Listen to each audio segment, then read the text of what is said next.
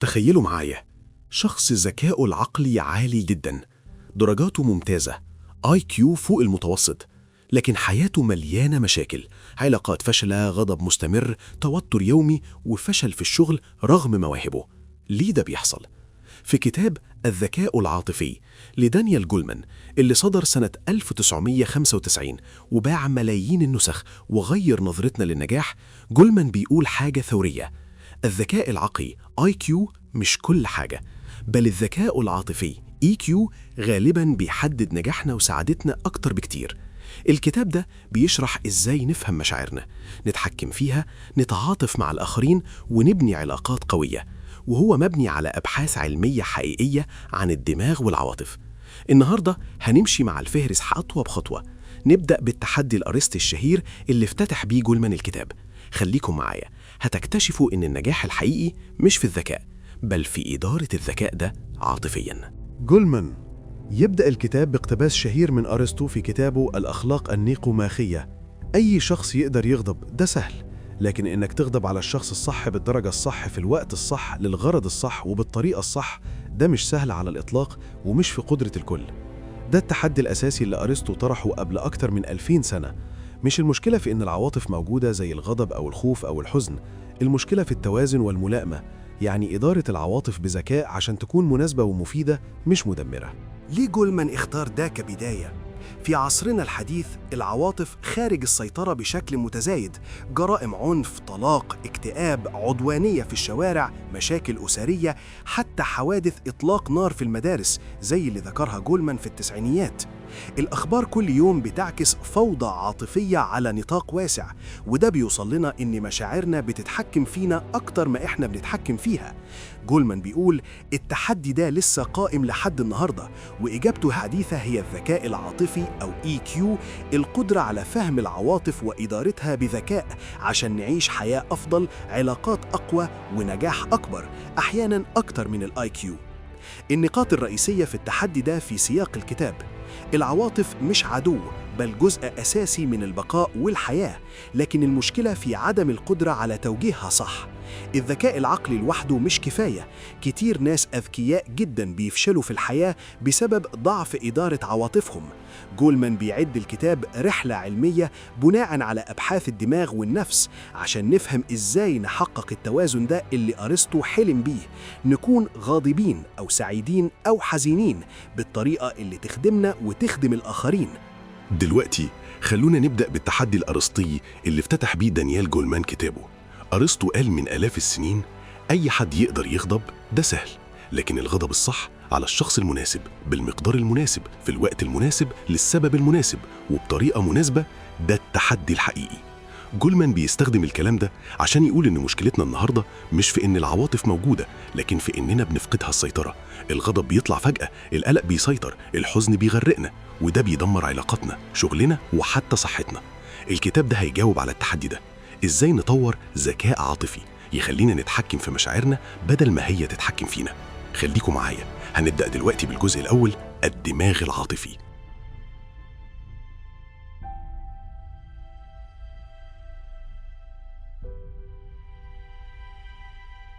الجزء الأول، الدماغ العاطفي. الفصل الأول، ما هي العواطف ولماذا؟ دلوقتي خلصنا المقدمة والتحدي الأرسطو، دلوقتي ندخل في الجزء الأول من الكتاب، الدماغ العاطفي، والفصل الأول اسمه ما هي العواطف ولماذا؟ دانيال جولمان هنا بيبدأ يشرح الأساس العلمي. ليه العواطف موجودة أصلاً؟ مش مجرد حاجة بتحصل، لأ، العواطف هي أداة بقاء تطورية. تخيلوا، قبل ملايين السنين أسلافنا كانوا في الغابة أو السهل، لو سمعوا صوت أسد أو رأوا خطر مش هيقدر يفكر خليني أحلل الموقف منطقياً، لازم يهرب أو يقاتل فوراً. العواطف دي زي الإنذار السريع اللي بيحرك الجسم بدون تفكير طويل. جولمان بيقول العواطف هي دوافع قوية تدفعنا للعمل في مواقف مهمة جداً للبقاء، مش لازم نسيبها للعقل المنطقي بس. العواطف الأساسية اللي بتسمى Universal Emotions زي الغضب يدفعنا ندافع عن نفسنا أو حقوقنا، الخوف يجهز الجسم للهروب أو القتال، القلب يدق بسرعة، الدم يروح للعضلات، التنفس يتسارع. السعادة تشجع على الارتباط والتكرار زي الفرح مع الأصحاب أو العيلة. الحزن يساعدنا نعالج الخسارة ونطلب دعم من الآخرين. الاشمئزاز يحمينا من السموم أو الأشياء الضارة. المفاجأة يركز انتباهنا على تغيير مفاجئ. الحب أو الارتباط يبني روابط اجتماعية قوية مهمة للبقاء الجماعي. كل عاطفة ليها رد فعل جسدي محدد يجهز الجسم للعمل. مثلاً الخوف يرسل إشارات للغدد الكظرية عشان تفرز أدرينالين، والغضب يرفع ضغط الدم. جولمان بيستشهد بأبحاث علم الأعصاب. الدماغ عنده جزئين رئيسيين: الدماغ العاطفي اللي هو الجهاز الحوفي وبالأخص اللوزة الدماغية أميجدالا، ده اللي تطور أولاً في التاريخ التطوري، والدماغ العقلاني النيوكورتكس أو القشرة الأمامية، ده اللي جه بعدين وهو المسؤول عن التفكير المنطقي والتحليل. المهم الدماغ العاطفي أسرع بكتير. الإشارات العاطفية بتصل للأميجدالا قبل ما توصل للعقل المنطقي، عشان كده أحياناً بنرد فعل عاطفي فجأة قبل ما نفكر. مثال من الكتاب: أب بيرمي نفسه قدام عربية عشان ينقذ ابنه. ده مش تفكير منطقي، ده عاطفة حب وخوف خلته يتحرك فوراً. في النهاية جولمان بيؤكد العواطف مش ضعف أو مشكلة، هي جزء أساسي من تصميم الإنسان. بدونها ما كناش بنعرف نعيش أو نتواصل أو نحمي نفسنا. لكن المشكلة تبدأ لما العواطف دي تخرج عن السيطرة في عالمنا الحديث، زي الغضب في الزحمة أو القلق المزمن. الفصل ده بيمهد للفصل الثاني، تشريح الاختطاف العاطفي، اللي هيشرح إزاي الدماغ العاطفي يقدر يخطف السيطرة من العقل المنطقي. خلاصة الفصل في جملة: العواطف موجودة عشان تساعدنا نبقى على قيد الحياة ونتكيف مع العالم، وفهم غرضها الأول ده أول خطوة نحو إدارتها بذكاء. الفصل الثاني: تشريح الاختطاف العاطفي. دلوقتي بعد ما فهمنا في الفصل الأول غرض العواطف ودورها في البقاء، الفصل الثاني ده بيغوص أعمق في إزاي العواطف أحياناً بتسيطر علينا بشكل كامل ومفاجئ، وده اللي جولمان سماه الاختطاف العاطفي أو أميجدالا هايجاك. جولمان يبدأ بقصة حقيقية مرعبة. سنة 1963 مجرم اسمه ريتشارد روبلس كان خارج من السجن وبيحاول يعمل آخر سرقة عشان يسيب الجريمة. دخل شقة بنتين في نيويورك. لما واحدة منهم هددته إنها هتفتكر وشه وتبلغ الشرطة، الراجل ده انفجر تماماً، راسي انفجرت زي ما قال بعدين، وطعن البنتين وقتلهم بوحشية. بعد سنين وهو في السجن لسه بيندم ومش فاهم إزاي خسر السيطرة كده. ده مثال قصوى على الاختطاف العاطفي. في لحظة الدماغ العاطفي يعلن حالة طوارئ، يخطف السيطرة من الدماغ العقلاني ويحرك الجسم كله للرد فوراً قبل ما العقل يقدر يفكر أو يقيم الموقف. السبب الرئيسي هو اللوزة الدماغية أميجدالا، اللي جولمان بيسميها مقر كل العواطف أو Seat of all Passion. اللوزة دي جزء صغير في الجهاز الحوفي Limbic System، شكلها زي اللوزة موجودة فوق جذع الدماغ. دورها تراقب كل حاجة حوالينا زي حارس، تبحث عن أي خطر أو تهديد. لما تلاقي حاجة تشبه خطر سابق من الذاكرة العاطفية، ترسل إشارة طوارئ سريعة جدا لكل الجسم، تفرز هرمونات التوتر أدرينالين وكورتيزول، ترفع ضربات القلب، توجه الدم للعضلات، توقف الهضم، كل ده عشان نعمل fight or flight فوراً. المهم المسار ده قصير وسريع جدا. الإشارات بتصل للأميجدالا قبل ما توصل للقشرة الأمامية prefrontal cortex، اللي هي الدماغ العقلاني المسؤول عن التحليل والتفكير المنطقي. يعني الرد العاطفي يحصل في ثواني أو أجزاء من الثانية قبل ما العقل يقول انتظر خلينا نفكر. ده تطوريا مفيد. في الغابة لو انتظرت تفكير ممكن تموت، لكن في حياتنا الحديثة الاختطاف ده بيحصل في مواقف مش خطر حقيقي، زي غضب شديد في زحمة مرور، صراخ على الولاد بسبب حاجة صغيرة، أو انفجار في نقاش عائلي. علامات الاختطاف العاطفي: الرد مفاجئ وشديد جدا مقارنة بالمحفز، تشعر إنك فقدت السيطرة أو مش أنت اللي بتعمل كده. بعد ما يعدي بتحس ندم أو تقول مش عارف إيه اللي حصل لي. التركيز ينحصر على التهديد وتفقد القدرة على رؤية الصورة الكبيرة. جولمان بيشرح كمان إن مش كل الاختطافات سلبية، ممكن تكون إيجابية زي ضحك هستيري من نكتة قوية أو فرحة انفجارية. في النهاية الفصل ده بيؤكد الاختطاف العاطفي ده طبيعي وجزء من تصميم الدماغ، لكنه بيسبب مشاكل كبيرة لما يحصل كتير أو في مواقف مش مناسبة. والحل مش إلغاء العواطف، لكن تطوير الذكاء العاطفي عشان نتحكم فيها ونرجع السيطرة للعقل المنطقي بسرعة. خلاصة الفصل في جملة: الاختطاف العاطفي هو لحظة يخطف فيها الدماغ العاطفي، اللوزة الدماغية، السيطرة من الدماغ العقلاني ويحركنا برد فعل فوري قبل ما نفكر، وده يفسر كتير من ردود الفعل المتهورة في حياتنا. خليكم معايا، الجزء الثاني من الكتاب جاي يشرح طبيعة الذكاء العاطفي بالتفصيل. القسم الثاني: طبيعة الذكاء العاطفي. الفصل الثالث: متى يخونك ذكاؤك؟ بعد ما فهمنا غرض العواطف والاختطاف العاطفي، الفصل الثالث ده بيجيبنا للنقطة الأساسية اللي خلت الكتاب ده ينفجر شهرة. ليه ناس أذكياء جدا، IQ عالي، درجات ممتازة، تفكير منطقي قوي، بيفشلوا في الحياة بشكل دراماتيكي؟ جولمان بيسمي ده متى يكون الذكاء غبيا.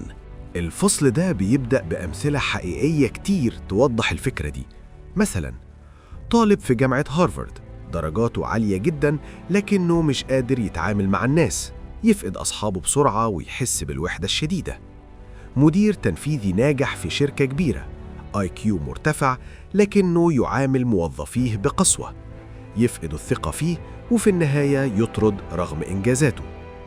عبقري رياضيات أو فيزياء لكنه يعيش حياة فوضوية، علاقاته مدمرة ومش قادر يحافظ على وظيفة. جولمان بيقول الذكاء العقلي IQ بيقيس قدرات معينة زي التحليل المنطقي، حل المشكلات، الذاكرة والتعلم السريع، لكنه مش بيقيس القدرة على التعامل مع الحياة اليومية، خاصة في الجوانب الاجتماعية والعاطفية. المشكلة الأساسية في عالمنا الحديث النجاح مش بس في حل مسائل رياضية أو اختبارات، بل في التعامل مع الناس، إدارة الضغوط، بناء علاقات، التحفيز الذاتي، التعاطف، القدرة على التواصل والإقناع. جولمان بيستشهد بدراسات وأبحاث. دراسة على خريجين هارفارد وغيرها، الIQ كان بيتنبأ بالنجاح الأكاديمي لكن مش بالنجاح في الحياة بعد التخرج. دراسات على الأطفال اللي عندهم قدرة أعلى على تأجيل الإشباع، يعني يقدر يصبر عشان ياخد مكافأة أكبر بعدين، بيحققوا نجاح أكبر في الحياة بعد 10-20 سنة حتى لو IQهم متوسط. دراسة أخرى، المديرين الناجحين في الشركات الكبيرة اللي بيحققوا أداء عالي مش دايماً الأعلى IQ، بل اللي عندهم مهارات عاطفية قوية، يفهموا فريقهم، يحفزوهم، يتعاملوا مع الصراعات. الفكرة الرئيسية: الذكاء العقلي ضروري لكنه مش كافي. في كتير من المجالات خاصة اللي فيها تفاعل بشري، الذكاء العاطفي بيحدد الفرق بين النجاح والفشل.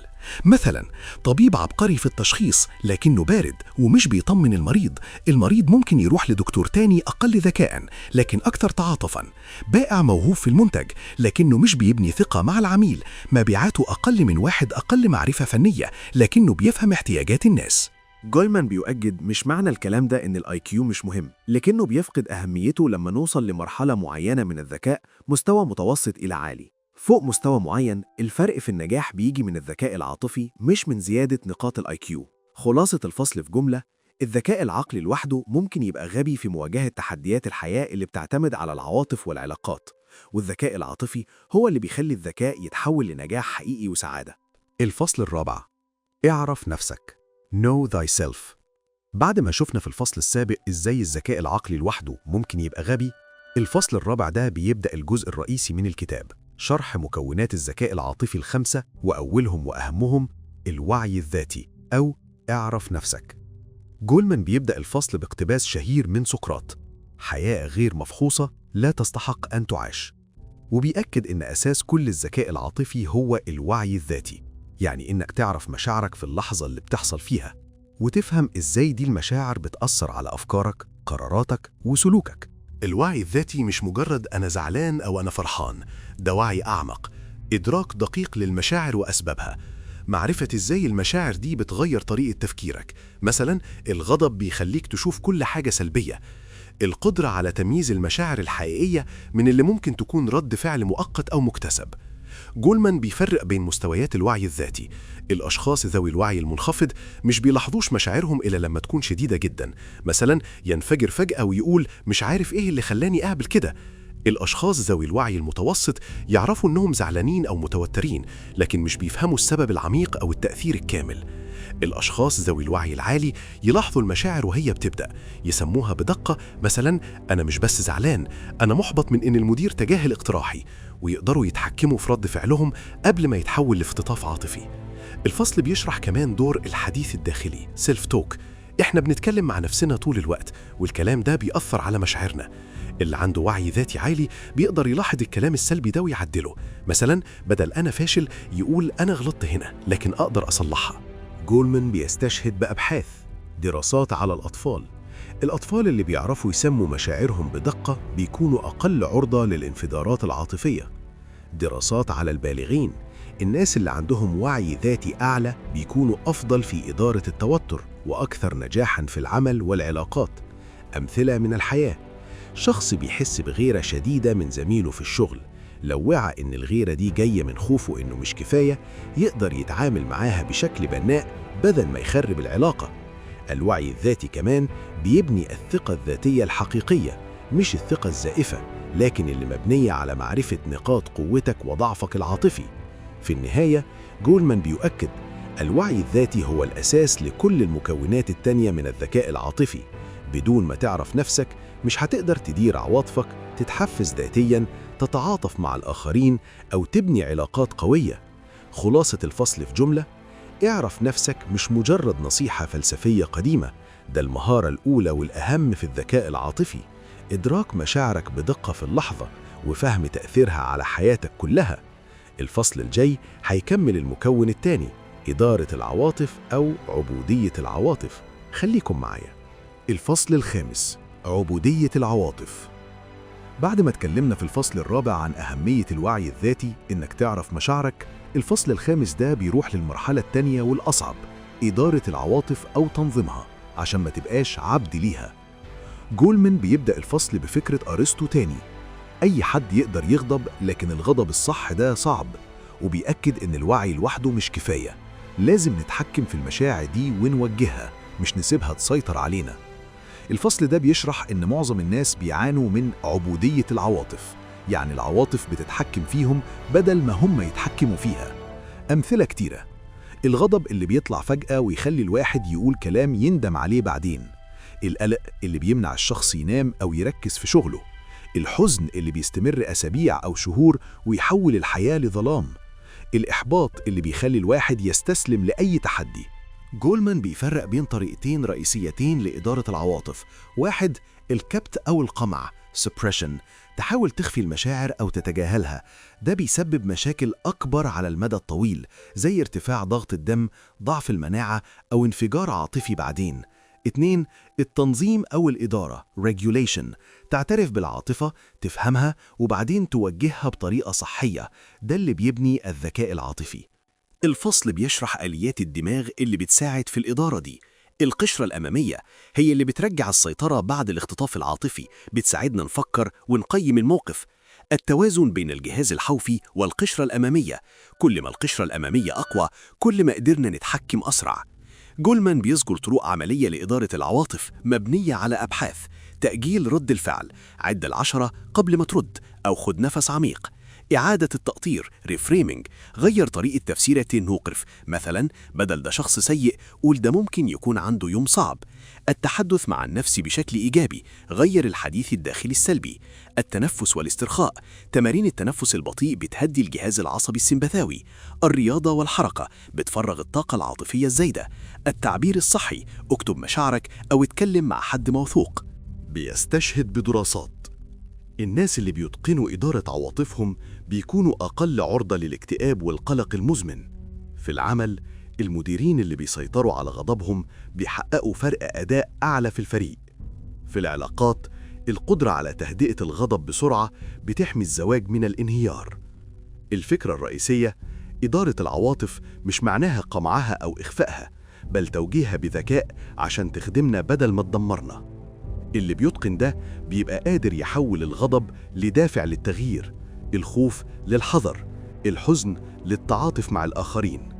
خلاصة الفصل في جملة: إدارة العواطف هي القدرة على التحكم في توقيت شدتها وطريقة التعبير عنها، عشان ما نبقاش عبيد للعواطف بل نستخدمها كأداة للنجاح والسعادة. الفصل الجاي هيكمل المكون الثالث، التحفيز الذاتي، المهارة الرئيسية. خليكم معايا. الفصل السادس، القدرة المسيطرة. بعد ما اتكلمنا عن الوعي الذاتي وإدارة العواطف، الفصل السادس ده بيجيبنا للمكون الثالث من الذكاء العاطفي، التحفيز الذاتي أو الدافعية الذاتية، واللي جولمان بيسميه المهارة الرئيسية أو ماستر ابتيتيود. الفصل ده بيشرح إن أكتر الناس نجاحاً في الحياة مش بالضرورة الأذكى عقلياً ولا الأكثر موهبة، لكن الأكثر قدرة على توجيه عواطفهم نحو أهدافهم حتى لو كان في صعوبات أو إحباطات. جولمان بيبدأ بتجربة شهيرة جداً أجراها والتر ميشيل في الستينيات على أطفال في روضة جامعة ستانفورد، تجربة المارشميلو الشهيرة. الأطفال كانوا لوحدهم في غرفة وأمامهم مارشميلو واحدة. الباحث قال لهم لو صبرتوا 15 دقيقة بدون ما تاكلوها هتجيلكم مارشميلو تانية. بعض الأطفال أكلوها فوراً، وبعضهم صبروا واستخدموا حيل، غطوا عيونهم، غنوا، لعبوا بإيديهم عشان يصمدوا. بعد 12 ل 14 سنة تابع ميشيل الأطفال دول اللي صبروا تأجيل الإشباع، حققوا درجات أعلى في اختبارات SAT، كانوا أقل عرضة للسمنة، أكثر نجاحاً في الدراسة والعمل، علاقتهم أفضل وأقل عرضة للمشاكل النفسية. اللي ما صبروش كانوا أكثر عرضة للفشل الدراسي، مشاكل سلوكية وصعوبات في الحياة. الدرس: القدرة على تأجيل الإشباع Delayed Gratification هي مفتاح التحفيز الذاتي، يعني تقدر توجه عواطفك الرفض الفورية في المتعة نحو هدف أكبر على المدى الطويل. جولمان بيشدد مكونات التحفيز الذاتي القوي: الشغف بالإنجاز Passion for Achievement، الدافع الداخلي للتميز مش انتظار مكافآت خارجية، التفاؤل Optimism، القدرة على رؤية الإخفاق كمؤقت وقابل للتغيير مش دائم، الإصرار والمثابرة Persistence، الاستمرار رغم العقبات، التدفق Flow، حالة التركيز الكامل والمتعة في العمل لما المهارة تتطابق مع التحدي، القدرة على التعافي من الإحباط Resilience، الرجوع بسرعة بعد الفشل. بيستشهد بأبحاث، دراسات على ناجحين في مجالات مختلفة، رياضيين، فنانين، رجال أعمال. اللي بيحققوا إنجازات كبيرة غالباً عندهم تحفيز ذاتي عالي حتى لو موهبتهم متوسطة. في العمل، الموظفين ذوي التحفيز الذاتي العالي بيحققوا أداء أفضل وأقل عرضة للإرهاق. في التعليم، الطلاب اللي بيتقنوا التحفيز الذاتي بيتفوقوا أكتر من نظرائهم ذوي الآي كيو الأعلى. جولمان بيؤكد التحفيز الذاتي ده مهارة يمكن تعلمها وتطويرها، مش صفة فطرية بس. طرق عملية: حدد أهداف واضحة وقابلة للقياس، ركز على التقدم الصغير Small Wins عشان تبني الثقة. غير التحسير السلبي للفشل، مش أنا فاشل بل ده درس هحاول تاني بطريقة مختلفة. ابحث عن حالة التدفق في أنشطتك. في النهاية، الفصل ده بيظهر إن التحفيز الذاتي هو الجسر بين العواطف والإنجاز. لما توجه عواطفك الإحباط، الملل، الرغبة في الراحة نحو هدف طويل الأمد، ده بيخليك تتفوق على ناس أذكى أو أكثر موهبة. الفصل السابع، جذور التعاطف. بعد ما خلصنا المكونات الثلاثة الأولى اللي بتتعلق بالذات، الوعي الذاتي، إدارة العواطف، والتحفيز الذاتي، الفصل السابع ده بيبدأ المكون الرابع والأهم في العلاقات مع الآخرين، التعاطف أو الإمباثي. جولمان بيبدأ الفصل بتوضيح إن التعاطف مش مجرد أشفق على حد، لكنه القدرة على فهم مشاعر الآخرين ومشاركتها، وكأنك تشعر بما يشعر به الشخص التاني من غير ما تخلط بين مشاعرك ومشاعره. الفصل ده بيشرح جذور التعاطف من الناحية البيولوجية والتطورية، وبيظهر إنه مهارة فطرية موجودة عند الإنسان من الولادة، لكنها بتتطور مع التربية والتجارب. أهم النقاط في الفصل: أول شكل من أشكال التعاطف هو العدوى العاطفية، يعني لما نشوف حد بيبكي بنحس بحزن تلقائي، أو لما حد يضحك بقوة بنبتسم بدون ما نفكر. ده بيحصل بسبب خلايا عصبية مرآة ميرور نيورونز في الدماغ اللي بتشتغل لما نشوف حد يعمل حاجة كأننا بنعملها نحن كمان. الخلايا دي بتساعدنا نفهم ونشعر بمشاعر الآخرين بشكل فوري. التعاطف عند الأطفال الرضع: جولمان بيذكر تجارب الرضع لما يسمعوا بكاء طفل تاني بيبكوا هم كمان من ساعات الولادة الأولى. ده دليل إن التعاطف فطري مش مكتسب بس. مع الوقت الطفل بيبدأ يميز بين بكائه وبكاء الآخرين، وده بداية التعاطف الحقيقي. تطور التعاطف مع العمر.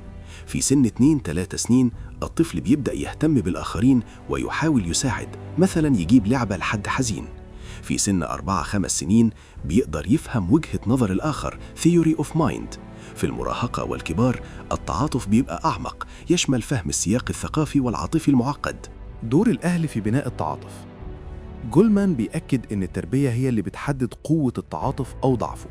الأهل اللي بيردوا على مشاعر الطفل بحساسية، مثلا أنا شايف إنك زعلان، عايز تحكي لي؟ بيبنوا أطفال عندهم تعاطف عالي. أما الأهل اللي بيستهزئوا أو يتجاهلوا مشاعر الطفل بيقللوا من قدرته على التعاطف. الفرق بين أنواع التعاطف: التعاطف العاطفي تشعر بنفس شعور الشخص التاني. التعاطف المعرفي تفهم وجهة نظره وأفكاره. التعاطف الرحيم تشعر بالتعاطف وتحس إنك عايز تساعد. نقص التعاطف وأثاره. جولمان بيذكر إن نقص التعاطف مرتبط بمشاكل كبيرة: العنف، التنمر، الجريمة، اضطراب الشخصية النرجسية أو المعادية للمجتمع. الأطفال اللي بيتعرضوا لإهمال عاطفي أو عنف بيكون تعاطفهم أضعف. فايدة التعاطف الكبيرة: في العلاقات يبني الثقة والقرب، في العمل يحسن القيادة والتعاون، في المجتمع يقلل الصراعات والعنف. خلاصة الفصل في جملة: التعاطف له جذور بيولوجية عميقة، خلايا مرآة، عدوى عاطفية فطرية من الطفولة، لكنه يتطور ويقوى بالتربية الحساسة، وهو الأساس لكل علاقة إنسانية ناجحة وأخلاقية. الفصل الجاي هيكمل المكون الخامس والأخير، المهارات الاجتماعية. خليكم معايا. الفصل الثامن: الفنون الاجتماعية. بعد ما خلصنا تعاطف في الفصل السابع، الفصل الثامن ده بيكمل المكون الخامس والأخير من الذكاء العاطفي، المهارات الاجتماعية أو الفنون الاجتماعية، واللي جولمان بيسميها The Social Arts. الفصل ده بيشرح إن المهارات الاجتماعية مش مجرد إزاي تتكلم مع الناس، لكنها فنون معقدة تعتمد على كل المكونات السابقة: الوعي الذاتي، إدارة العواطف، التحفيز والتعاطف، عشان نبني علاقات فعالة وإيجابية. جولمان بيبدأ بتوضيح إن الإنسان كائن اجتماعي بالفطرة، والنجاح في الحياة سواء شخصياً أو مهنياً بيعتمد بشكل كبير على قدرتنا على التواصل والتفاعل مع الآخرين. أهم النقاط في الفصل: المهارات الاجتماعية الأساسية، التنظيم العاطفي في التفاعل، القدرة على تهدئة الآخرين أو إثارة حماسهم، مثلاً إزاي تخفف توتر حد في نقاش حاد، الإصغاء الفعال، مش بس تسمع الكلام لكن تفهم المشاعر وراه، تعاطف زائد إصغاء، فهم الإشارات غير اللفظية، قراءة لغة الجسد، تعبيرات الوجه، نبرة الصوت، ده بيسمى الذكاء الاجتماعي أو Social Intelligence، إدارة الانطباع، القدرة على تقديم نفسك بطريقة إيجابية ومناسبة للسياق. 2. التواصل الفعال. جولمان بيذكر إن أغلب المشاكل في العلاقات بتيجي من سوء فهم أو عدم القدرة على التعبير عن المشاعر بوضوح. المهارة هنا تقول اللي جواك بطريقة مش عدائية وتسمع الطرف التاني بدون دفاع. 3. حل النزاعات. واحدة من أقوى المهارات الاجتماعية هي القدرة على حل الخلافات بسلام. جولمان بيشرح نموذج: اعترف بمشاعر الطرف التاني، عبر عن مشاعرك بدون اتهام، أنا حسيت بالإحباط لما، بدل أنت دايما. ابحث عن حل مشترك يرضي طرفين. 4. القيادة والأقناع. في العمل والمجتمع القائد الناجح مش اللي بيؤمر، لكن اللي بيحفز الآخرين عاطفياً، يبني الثقة، يفهم احتياجات الفريق، يشجع التعاون. جولمان بيستشهد بدراسات المديرين ذوي المهارات الاجتماعية العالية بيحققوا أداء أعلى لفرقهم. 5. الصداقة والعلاقات. الصداقة الحقيقية مبنية على التبادل العاطفي، مشاركة المشاعر، الدعم المتبادل، الضحك مع بعض والتعاطف في الأزمات. 6. الثقافة والسياق.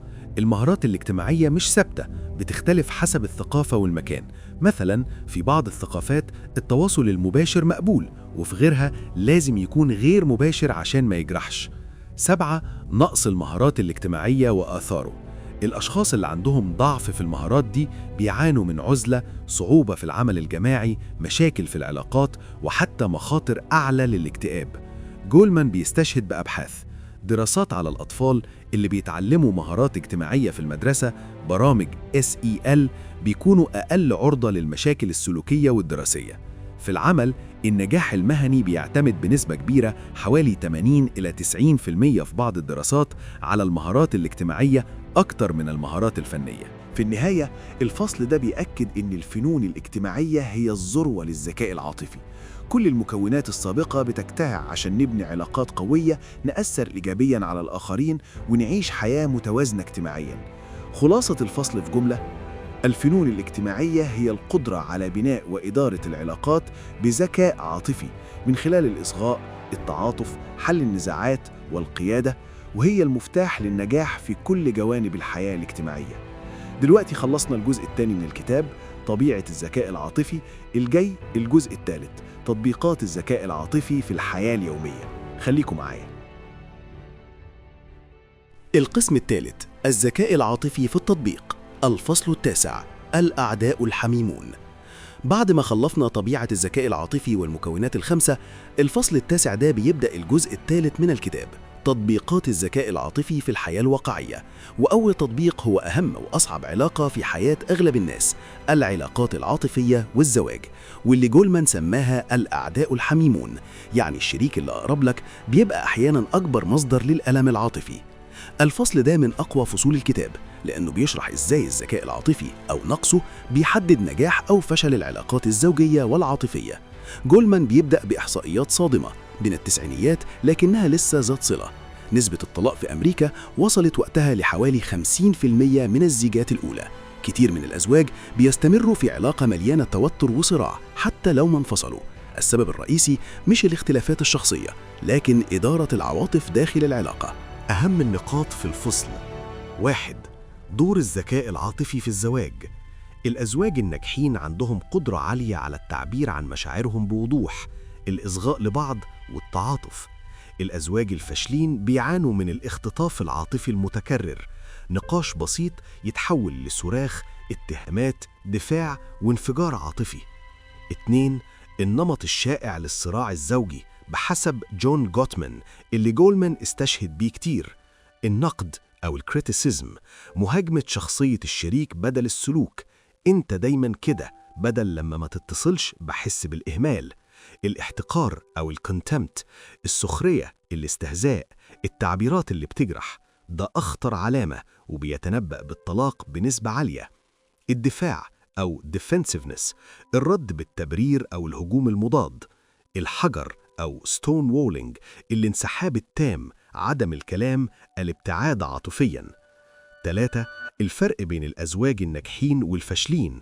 الناجحين نسبة الإيجابيات للسلبيات في نقاشاتهم 5-1، 5 تعليقات إيجابية لكل سلبية. الفاشلين النسبة تنقلب ل 0.8-1 أو أقل، يعني السلبيات أكتر. الناجحين بيصلحوا الخلافات بسرعة، يعتذروا، يهدوا بعض، يرجعوا للضحك أو اللمس الإيجابي. 4. الجنس والعواطف. جولمان بيشرح إن الجنس مش مجرد جسدي لكنه عاطفي جدا. النساء غالبا بيحتاجوا شعور بالأمان والقرب العاطفي قبل الجنس، بينما الرجال ممكن يربطوا الجنس بالقرب. نقص التواصل العاطفي بيدمر الحميمية الجنسية. 5. دور التعاطف في إنقاذ العلاقة. القدرة على فهم وجهة نظر الشريك حتى لو مش موافق عليها بتقلل الصراع. مثلا بدل "انت غلطان" "انا فاهم انك زعلان لاني متأخرش"، وده بيخليك تحس بالإهمال. 6. الإصلاح العاطفي. جولمان بيذكر ان كل زوجين بيحصل لهم خلافات، لكن الفرق في محاولات الإصلاح repair attempts. ابتسامة، اعتذار، لمسة يد، نكتة، دي اللي بتحدد إذا العلاقة هتنهار ولا هتستمر. 7. الطلاق العاطفي قبل الرسمي. كتير من الأزواج بيوصلوا لمرحلة الطلاق العاطفي قبل الطلاق القانوني، يعيشوا تحت سقف واحد لكن بدون تواصل عاطفي حقيقي، وده بيسبب ألم مزمن. في النهاية جولمان بيأكد الزواج الناجح مش عدم وجود خلافات، لكن وجود ذكاء عاطفي يسمح بإدارة الخلافات دي بطريقة تحافظ على الحب والاحترام. خلاصة الفصل في جملة: العلاقات الحميمة هي أكبر اختبار للذكاء العاطفي. نقص التعاطف، الإصغاء وإدارة العواطف بيحول الشريك لعدو حميم، بينما الذكاء العاطفي العالي بيحول الخلافات لفرص للقرب أكبر. الفصل الجاي هيكمل التطبيقات الذكاء العاطفي في العمل والقيادة. خليكم معايا. الفصل العاشر، التحكم بالعاطفة. بعد ما اتكلمنا في الفصل التاسع عن الذكاء العاطفي في العلاقات الحميمة، الفصل العاشر ده بينتقل لتطبيق تاني مهم جدا في الحياة اليومية: الذكاء العاطفي في بيئة العمل والقيادة. واللي جولمان سماه Managing with Heart، يعني إدارة الأمور بالقلب أو الإدارة بعاطفة ذكية. الفصل ده بيظهر إن النجاح في الشغل مش بس في المهارات الفنية أو الذكاء العقلي، لكن في القدرة على إدارة العواطف، عواطفك الشخصية وعواطف الآخرين، سواء كنت موظف عادي أو مدير أو قائد. أهم النقاط في الفصل: 1. الذكاء العاطفي أهم من الذكاء العقلي في المناصب القيادية. جولمان بيستشهد بدراسات كتير من التسعينيات، لكنها أصبحت أساس لأبحاث كتير بعد كده. في المناصب العليا الذكاء العاطفي بيشرح حوالي 80-90% من الفرق بين المديرين الممتازين والمتوسطين. الIQ مهم في الوصول لمنصب معين، لكن بعد مستوى معين الذكاء العاطفي هو اللي بيحدد التميز. 2. صفات المدير ذو الذكاء العاطفي العالي: يعرف يحفز فريقه بدون تهديد أو ضغط، يبني الثقة والاحترام مش الخوف، يقدر يقرأ مشاعر الفريق، مثلا يلاحظ إن حد متوتر أو محبط قبل ما ينفجر، يدير الصراعات بفاعلية، يسمع الطرفين، يتعاطف ويوصل لحلول ترضي الجميع، يعطي تغذية راجعة أو FB بناءة مش نقد مدمر. 3. أمثلة حقيقية من الكتاب: مدير مبيعات ناجح جدا لأنه بيفهم احتياجات العملاء عاطفيا مش بس فنيا. مدير فاشل رغم ذكائه كان بيصرخ على فريقه يهينهم، فالفريق بقى يخاف منه ويخفي الأخطاء، وفي النهاية الأداء انهار. قائد في شركة كبيرة كان بيستخدم التعاطف عشان يفهم ليه موظف بيقل أداؤه، مشاكل شخصية، وبدل ما يعاقبه ساعده. النتيجة: الموظف رجع أقوى وأكثر ولاءً. 4. القيادة العاطفية مقابل القيادة التقليدية.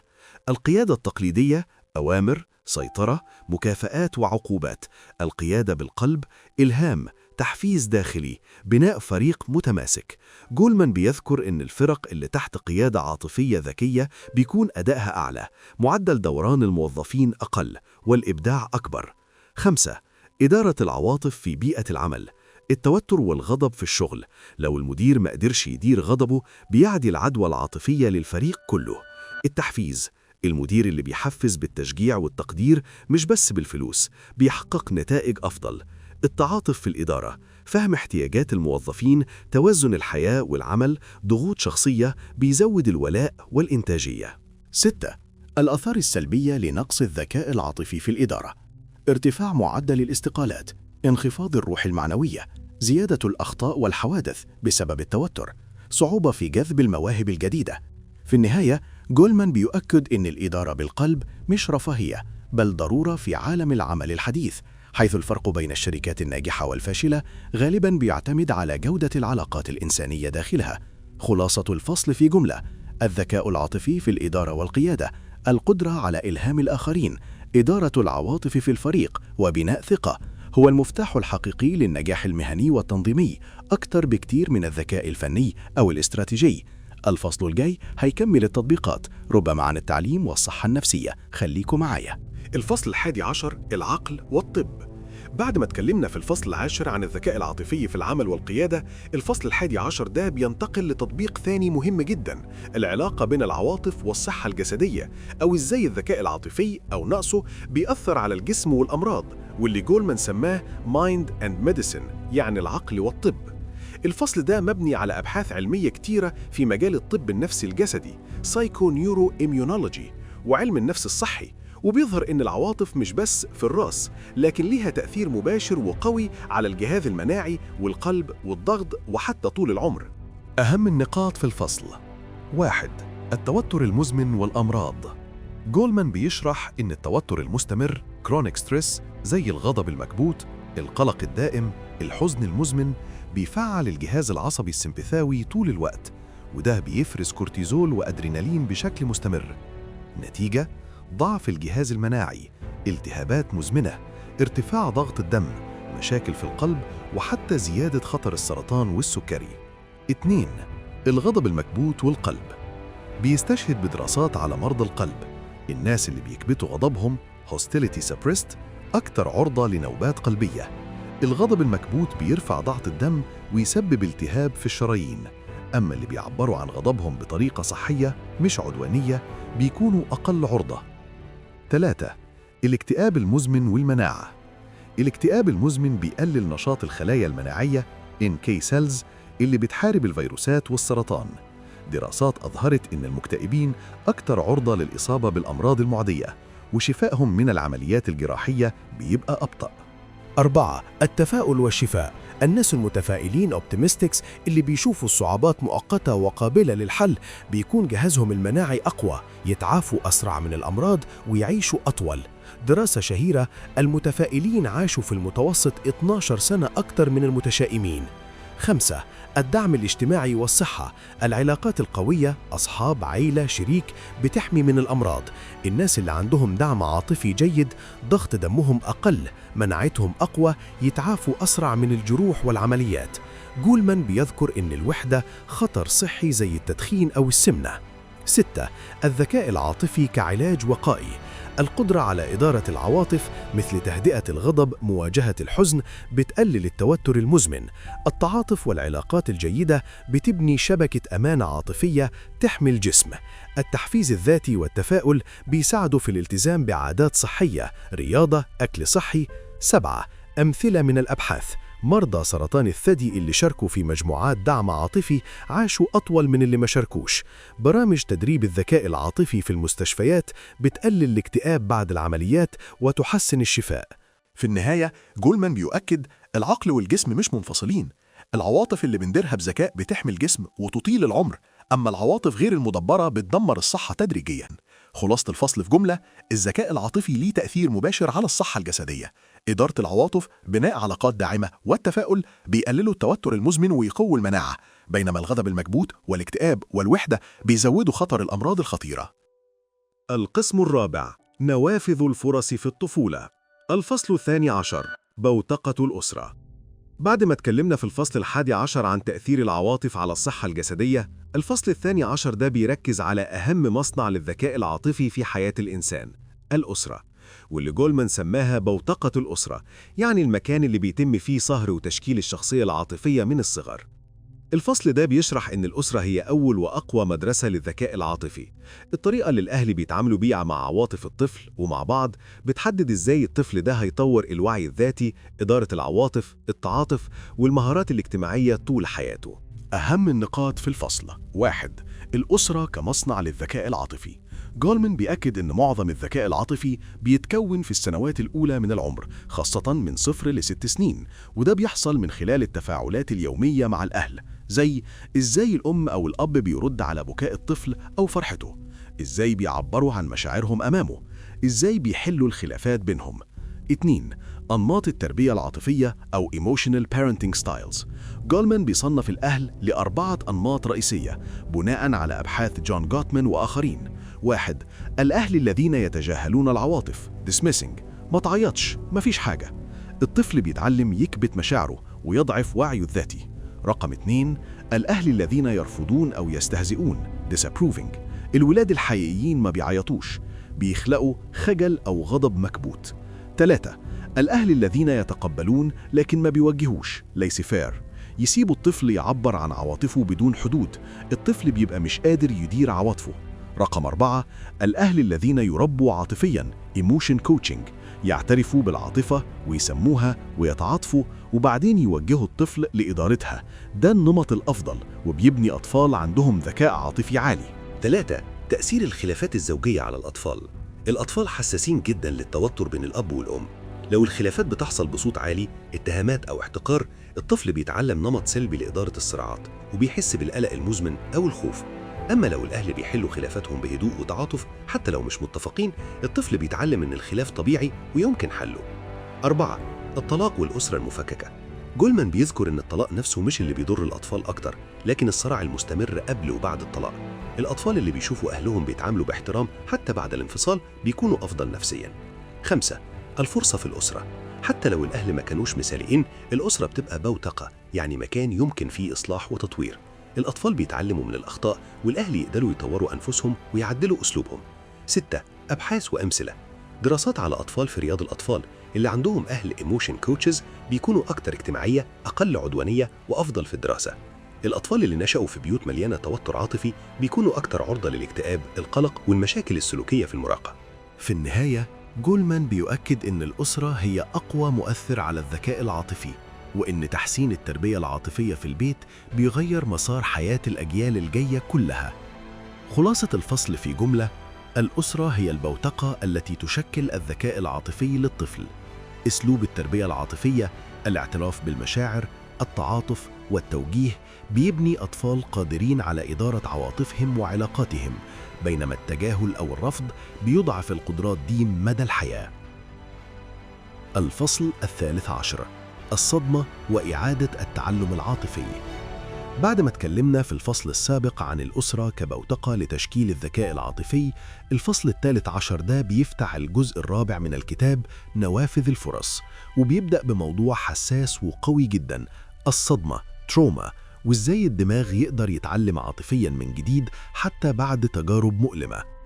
جولمان بيشرح هنا إن بعض التجارب الصادمة في الطفولة أو في الحياة بتترك آثار عميقة على الجهاز العاطفي، خاصة على اللوزة الدماغية أميجدلا، لكن في نفس الوقت في نوافذ فرص لإعادة التعلم العاطفي emotional relearning لو تم التعامل معاها صح.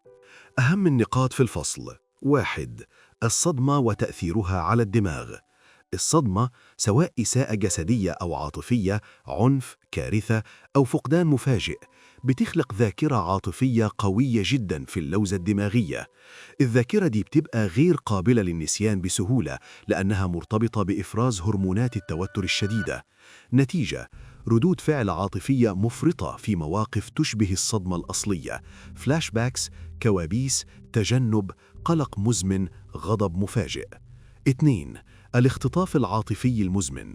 الناس اللي عندهم صدمة غير معالجة بيعانوا من اختطاف عاطفي متكرر. أي محفز صغير يشبه الصدمة القديمة بيحرك اللوزة فوراً ويخلي الشخص يرد برد فعل مبالغ فيه، مثل شخص تعرض لعنف في الطفولة يخاف من الصراخ حتى لو كان عادي. 3. نوافذ الفرص لإعادة التعلم. جولمان بيأكد إن الدماغ مرن نيوروبلاستيسيتي، وفي فترات حساسة خاصة الطفولة المبكرة، لكن حتى في الكبار في إمكانية للتغيير. إعادة التعلم العاطفي بيحصل لما الشخص يواجه الذكريات الصادمة في بيئة آمنة، يتعلم ردود فعل جديدة بدل القديمة مثل الشعور بالأمان بدل الخوف، يبني علاقات داعمة تساعد على إعادة تشكيل الذاكرة العاطفية. 4. العلاجات الفعالة. العلاج النفسي، خاصة العلاج السلوكي المعرفي CBT أو EMDR للصدمات، بيساعد على إعادة معالجة الذكريات وتقليل قوتها العاطفية. العلاقات الداعمة، علاقة آمنة مع معالج أو شريك أو صديق بتقدر تعيد برمجة اللوزة تدريجياً عشان تربط المواقف المشابهة بالأمان مش بالخطر. التعرض التدريجي exposure، مواجهة المخاوف بشكل آمن ومنظم عشان يقل الخوف مع الوقت. 5. أمثلة من الكتاب. أطفال تعرضوا لإساءة في الطفولة، لو دخلوا برامج علاجية أو عاشوا في بيئة داعمة بعد كده، قدر بعضهم يطور ذكاء عاطفي عالي رغم الصدمة. ناجين من حوادث أو حروب، اللي حصلوا على دعم عاطفي سريع بيتعافوا أسرع وأفضل من اللي تركوا لوحدهم. 6. الأمل في التغيير. جولمان بيشدد إن الصدمة مش حكم نهائي، حتى لو الآثار موجودة الدماغ يقدر يتعلم من جديد، والذكاء العاطفي يقدر يتطور في أي عمر لو في إرادة ودعم مناسب. في النهاية، الفصل ده بيظهر إن الصدمة بتغير الدماغ العاطفي، لكن في نوافذ فرص لإعادة التعلم والشفاء، وده يحتاج وعي ذاتي، دعم خارجي، وأحياناً تدخل متخصص. خلاصة الفصل في جملة: الصدمة بتترك آثار عميقة على اللوزة الدماغية وتسبب ردود فعل عاطفية مفرطة، لكن بفضل مرونة الدماغ وإعادة التعلم العاطفي من خلال العلاج والعلاقات الآمنة يمكن تعديل هذه الآثار وتطوير ذكاء عاطفي أقوى حتى بعد تجارب مؤلمة. الفصل 14: الطبع ليس قدراً محتوماً. الفصل ده بيرد على سؤال كبير: هل الطباع العاطفية مثل الخجل، الاندفاع، القلق الزائد قدر محتوم ولا يمكن تغييرها؟ جولمان بيجاوب بوضوح: الطبع ليس قدراً محتوماً، يعني السمات العاطفية الأساسية temperament لها جذور وراثية وبيولوجية، لكنها مش حكم نهائي، والتربية، التجارب والجهد الشخصي يقدر يعدلها بشكل كبير. أهم النقاط في الفصل. 1. الجذور البيولوجية للطباع. جولمان بيستشهد بأبحاث جيروم كاجان وآخرين على الأطفال. حوالي 10 ل 15% من الأطفال ممنوعين أو inhibited من الصغر، يخافوا من الغرباء، يترددوا في المواقف الجديدة، يبكوا بسهولة. حوالي 10 ل 15% غير مكبوحين أو uninhibited، جريئين، يقربوا من الغرباء، يستكشفوا بسرعة.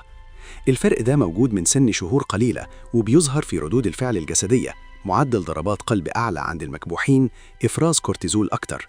ده يعني إن جزء من الطباع وراثي وبيولوجي مرتبط بالجهاز العصبي واللوزة الدماغية. لكن الطباع مش مصير.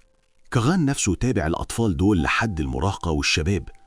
كتير من الأطفال المكبوحين في الصغر بقوا شباب اجتماعيين وواثقين، رغم إنهم لسه بيحسوا بتوتر داخلي أكتر. السبب التجارب الإيجابية، التربية الداعمة والتعرض التدريجي للمواقف الاجتماعية ساعدوهم يتغلبوا على الخجل الطبيعي. نوافذ الفرص في الطفولة. السنوات الأولى خاصة 2 ل 6 سنين هي نوافذ حساسة لتعديل الطباع. الأهل يقدروا يساعدوا الطفل المكبوح بالتشجيع التدريجي، عدم الضغط، وبناء الثقة. مثلا يخلوه يجرب حاجات جديدة خطوة بخطوة. الطفل الاندفاعي يحتاج حدود واضحة وتعليم إدارة الاندفاع عشان ما يتحولش لعدوانية. 4. التغيير في الكبار. حتى في البالغين الطباع يمكن تعديلها. 1. الوعي الذاتي. معرفة طبعك، مثلا أنا بطبيعتي خجول، يساعدك تتحكم فيه. 2. التعرض التدريجي. مواجهة المخاوف بشكل منظم، مثل الشخص الخجول يبدأ يتكلم في مجموعات صغيرة.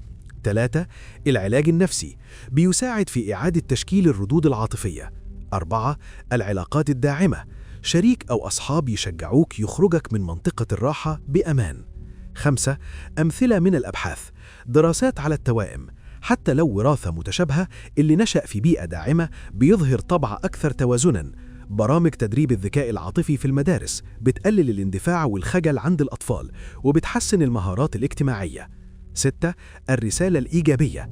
جولمان بيأكد إن فهم الطباع مش عشان نستسلم له، بل عشان نعرف نقاط ضعفنا ونعمل عليها. الطبع الأساسي ممكن يبقى خلفية، لكن الذكاء العاطفي هو اللي بيحدد إزاي نعيش حياتنا. في النهاية، الفصل ده بيختم الجزء ده بتفاؤل. الطباع مش قدر محتوم، والتغيير ممكن في أي عمر لو في وعي وجهد ودعم. خلاصة الفصل في جملة: الطباع ليه جذور بيولوجية ووراثية، لكنه ليس مصيراً محتوماً. التربية الداعمة، التجارب الإيجابية، والجهد الشخصي يمكن أن يعدل السمات العاطفية الأساسية ويبني ذكاء عاطفي أقوى. القسم الخامس: محو الأمية العاطفية. الفصل ال15: ثمن الأمية العاطفية. ما هو ثمن عدم تعلم الذكاء العاطفي؟ يعني إيه اللي بيحصل لما المجتمع أو الأفراد يفتقدوا القدرة على فهم وإدارة العواطف؟ جولمان بيسمي ده الأمية العاطفية Emotional Illiteracy، زي الأمية في القراءة والكتابة، لكن هنا في مجال المشاعر والعلاقات. الفصل ده بيحسب التكلفة الاجتماعية والنفسية والاقتصادية للأمية دي، وبيظهر إنها مشكلة وبائية في مجتمعاتنا الحديثة. أهم النقاط في الفصل: 1. الأطفال والمراهقين، جيل يعاني من الأمية العاطفية. جولمان بيستشهد بدراسات من التسعينيات، لكن الاتجاه لسه مستمر لحد النهاردة. زيادة كبيرة في الاكتئاب والقلق عند الأطفال والمراهقين، حوالي ضعف أو أكثر مقارنة بأجيال سابقة. ارتفاع معدلات العنف، التنمر، الانتحار، تعاطي المخدرات والسلوكيات المتهورة. الأطفال بيفتقدوا المهارات الأساسية، مش بيعرفوا يسموا مشاعرهم، يديروا غضبهم، يتعاطفوا مع الآخرين أو يحلوا الخلافات بدون عنف. 2. ثمن الأمية العاطفية في المجتمع. العنف والجريمة. كتير من جرائم العنف خاصة بين الشباب بتيجي من عدم القدرة على التحكم في الغضب أو فهم مشاعر الآخرين. الطلاق والانهيار الأسري. زي ما شفنا في الفصل التاسع، نقص الذكاء العاطفي بيدمر العلاقات الحميمة. الاكتئاب والاضطرابات النفسية. اللي مش بيعرف يدير عواطفه بيبقى أكثر عرضة للاكتئاب المزمن، القلق والإدمان. الفشل الدراسي والمهني. الأطفال اللي عندهم ضعف في المهارات العاطفية بيحققوا درجات أقل ويتركوا المدرسة أكثر ويواجهوا صعوبة في الشغل. 3. التكلفة الاقتصادية. جولمان بيذكر تقديرات من التسعينيات مليارات الدولارات سنوياً بسبب علاج الاضطرابات النفسية، السجن والإصلاحيات. كتير من السجناء عندهم نقص شديد في الذكاء العاطفي، الإنتاجية المنخفضة في العمل بسبب التوتر والصراعات، حوادث الطرق والعنف المرتبط بالغضب غير المدبر. 4. الأسباب الرئيسية للأمية العاطفية: تغيرات في الأسرة، أهل مشغولين، وقت أقل للتواصل العاطفي مع الأطفال، نقص التربية العاطفية في المدارس، التركيز على الدرجات والآي كيو مش على إي كيو، تأثير الإعلام والثقافة، تشجيع على العنف أو الكبت العاطفي بدل التعبير الصحي، ضعف الروابط الاجتماعية، مجتمعات أكثر عزلة، أقل دعم جماعي. 5. الحلول المقترحة في الفصل: جولمان بيمهد للفصل الأخير ضرورة محو الأمية العاطفية من خلال برامج في المدارس Social Emotional Learning SEL، تدريب الأهل على التربية العاطفية، دمج الذكاء العاطفي في مكان العمل والمجتمع. في النهاية الفصل ده بيحذر الأمية العاطفية مش مشكلة فردية، بل أزمة اجتماعية كبيرة وتمنها غالي جدا على الأفراد والمجتمع كله، من الصحة النفسية للاقتصاد للأمان العام. الأمية العاطفية، عدم القدرة على فهم وإدارة العواطف، بتسبب تمن باهظ: زيادة الاكتئاب، العنف، الطلاق، الفشل الدراسي المهني، والتكاليف الاقتصادية الهائلة، وده بيجعل تعليم الذكاء العاطفي ضرورة مجتمعية ملحة. الفصل 16: تعليم العواطف. ده الفصل الأخير في الكتاب، وهو الختام اللي بيجمع كل اللي اتكلمنا عنه قبل كده. جولمان بيسميه تعليم العواطف أو Educating the Emotions، وهنا بيحول الكلام من التشخيص والتحليل للحل العملي. إزاي نعلم الذكاء العاطفي للأطفال والشباب في المدارس والمجتمع عشان نوقف الأمية العاطفية اللي اتكلمنا عن تمنها في الفصل السابق. الفصل ده بيعتبر رؤية مستقبلية، وبيعد أساس لبرامج كتيرة انتشرت بعد صدور الكتاب، مثل برامج SEL Social and Emotional Learning اللي موجودة في مدارس كتيرة دلوقتي. أهم النقاط في الفصل: 1. الذكاء العاطفي يمكن تعليمه. جولمان بيؤكد إن الذكاء العاطفي مش صفة فطرية بس، بل مهارة يمكن تعليمها وتطويرها زي أي مهارة تانية: الرياضيات، اللغة، الرياضة. والأفضل وقت لتعليمه هو الطفولة والمراهقة، لأن الدماغ لسه مرن جدا. 2. برامج تعليم الذكاء العاطفي في المدارس. جولمان بيستعرض برامج حقيقية كانت موجودة في التسعينيات وبقت أكبر بعد كده. سيلف ساينس، برنامج في مدرسة نويفا في كاليفورنيا، بيعلم الأطفال يسموا مشاعرهم، يديروا غضبهم، يحلوا النزاعات ويتعاطفوا. برنامج ييل نيو هيفن بيركز على مهارات الاجتماعية زي الإصغاء، التعبير عن المشاعر، حل المشكلات. Resolving Conflict Creatively Program RCCP، برنامج في نيويورك بيقلل العنف والتنمر في المدارس من خلال تعليم إدارة الغضب وحل النزاعات سلمية. 3. النتائج الإيجابية للبرامج دي: تحسن في السلوك، أقل عدوانية، أقل تنمر، أقل مشاكل سلوكية. تحسن دراسي، درجات أعلى، تركيز أفضل، حضور أكتر. تحسن نفسي، أقل اكتئاب وقلق، ثقة ذاتية أعلى. علاقات أفضل، أكثر تعاون بين الطلاب، علاقات إيجابية مع المعلمين. 4. المكونات الأساسية لأي برنامج ناجح. جولمان بيحدد العناصر الرئيسية اللي لازم تكون موجودة: الوعي الذاتي، تعليم الطفل يعرف مشاعره ويسميها.